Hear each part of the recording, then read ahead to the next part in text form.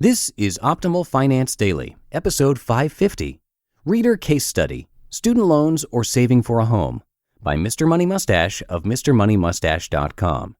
And I'm Dan, the guy who reads to you from some of the best blogs on personal finance. I do that 5 days a week, and I actually talk about business too on a different podcast. You can hear me narrate articles all about management, entrepreneurship, freelancing, productivity, creativity, marketing, social media, and a lot more over at the podcast Optimal Business Daily. But let's talk about today's show, which is a case study type post from Mr. Money Mustache, where he answers real questions from readers, kind of like Dr. Neil does on our show Optimal Health Daily. But before we get to today's post, I want to know if you are hiring, because ZipRecruiter has revolutionized how you do it. Their technology identifies people with the right experience and invites them to apply to your job. They find great candidates for you. So try it out for free. You can do it today at ziprecruiter.com/OFD. ZipRecruiter, the smartest way to hire. Now let's get right to our post as we start optimizing your life. Reader Case Study, Student Loans or Saving for a Home, by Mr. Money Mustache of MrMoneyMustache.com. Hey, it's time for a Reader Case Study. I almost forgot about this cherished category of posts, partly because my MMM contact email address stopped forwarding way back on January 10th. This is relaxing, I thought. I guess nobody has any questions for me these days. Mrs. Money Mustache laughed at my naivete.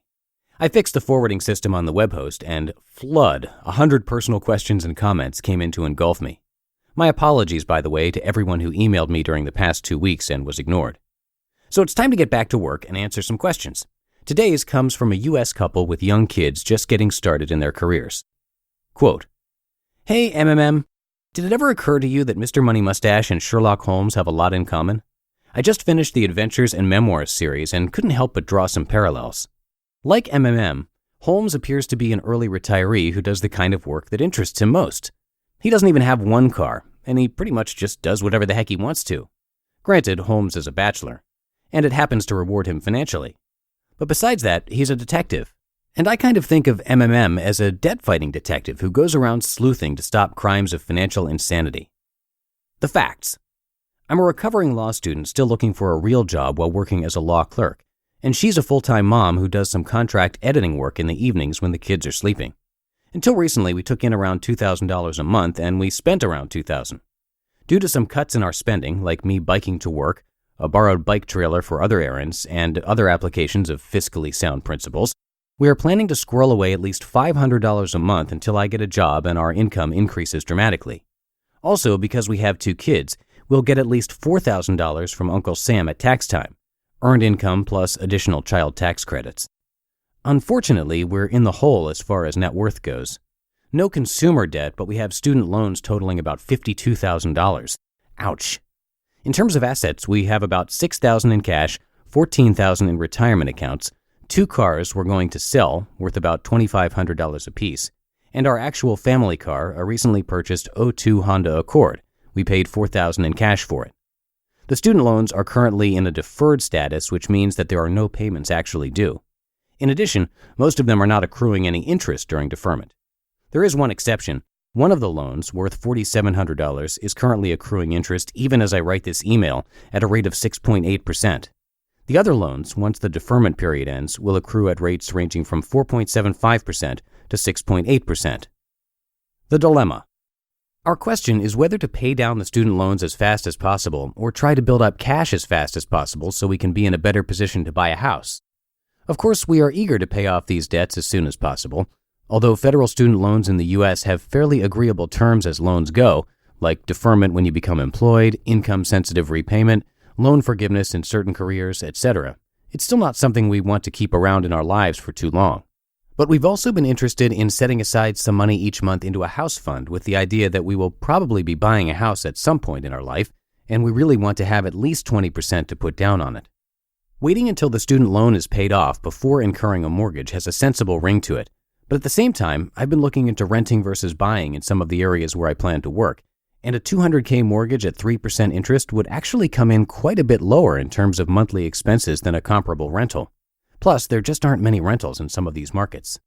So let's say we have $500 to allocate somewhere every month, plus a one-time windfall from the government of about $4,000. How much of that would you put towards student loans, especially the one that's actively accruing interest at this very moment? And how much would you squirrel away into a savings account? Thank you in advance for any thoughts." End quote. MMM responds, "Dear Sir, congratulations. You are on a good path with low expenses, and I'm glad to see so much thought being put into the next step. In your situation, most people would just immediately go out and finance 2 minivans while simultaneously buying a house with 0% down and furnishing it with credit cards. The first step is definitely paying off the currently active student loan. 6.7% is a high interest rate by today's standards, and you'll never beat the guaranteed return you get by paying it off right now. Take some of your cash and wipe it out. Hooray! Your car situation sounds excellent as soon as you sell off the 2 spares. 1 car, paid off, reasonably efficient and reliable. No need for improvement there. Your next step depends on how those student loans shape up. For now, if they are not accruing interest, there is no need to pay them. But as soon as they do, you'll want them gone because the interest rates are higher than those you'd incur with a mortgage. If I were in your situation, once I got a job offer, I'd put top priority on finding an apartment or home rental within non-driving distance to work. It can be a low-cost place for now. Remember, you currently have a negative net worth, which means it's emergency time rather than luxury time. Pay off the high-interest loans completely and ignore home down payment savings for now. If you try to simultaneously save for the house, you're effectively paying 6.7% interest for the privilege of building up a down payment in a 0.9% savings account. That's not good math. Even if you succeed and end up getting a house this way, you'll then have a mortgage, property taxes, maintenance and upgrade costs, student loan payments, and a collection of empty rooms that are screaming for furniture, appliances, curtains, bed sheets, and other treats, all with a negative net worth. On the other hand, if you eliminate the debt first, your wealth will start to climb much more quickly. You'll save a compounding amount of interest fees each month. Then, once the loans are paid off, you'll drop your monthly costs significantly. During this whole time, you will be living in a small apartment or rental house, which will remind you every day of your mission, saving for the house. Because of this, you'll lead an efficient lifestyle and the 20% down payment will fly into your bank account very quickly. With a good down payment and no other debts, you'll qualify for a better mortgage with lower rates and a higher ceiling. This will give you both mental and financial leverage when you eventually do your house shopping, which will help you get a great place. You'll begin your new homeowning life just as your law career starts to take off, allowing you to rapidly amass a life-sustaining stash. This freedom from debt will also help you avoid the lawyer trap, where junior staff feel pressured to work ungodly hours to pad a senior partner's paycheck. With a strong financial position, you'll have the confidence to call your own shots and spend the right amount of time with your family.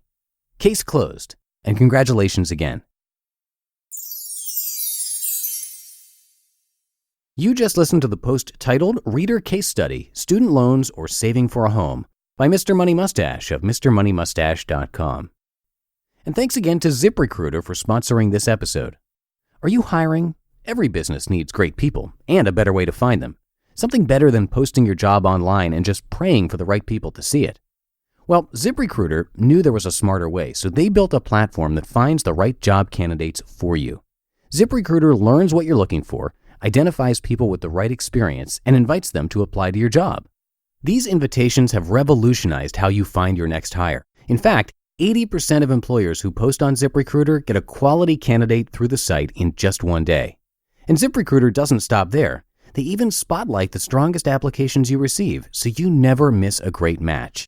The right candidates are out there, and ZipRecruiter is how you find them. Right now, my listeners can try ZipRecruiter for free. That's right, free. Simply go to ZipRecruiter.com/OFD. That's ZipRecruiter.com/OFD. ZipRecruiter, the smartest way to hire. And before we go, one last time, I just wanted to remind you that I have taken over hosting duties for one of our newest shows in our network, Optimal Business Daily, where you can hear me narrate from a bunch of popular business bloggers each day of the week. Now, Lee and Justin were the ones who hosted that show for 300 episodes and passed it along to me just a couple of months ago. So if you enjoyed this show, you'll probably like that one too. I cover topics like freelancing, entrepreneurship, management, marketing, productivity, and much more. Again, that's Optimal Business Daily, and you can subscribe for free in Apple Podcasts, Spotify, and pretty much any podcast app. And that'll do it for today and another week here on Optimal Finance Daily. Have a wonderful weekend, and I'll see you back here on Monday, where your optimal life awaits.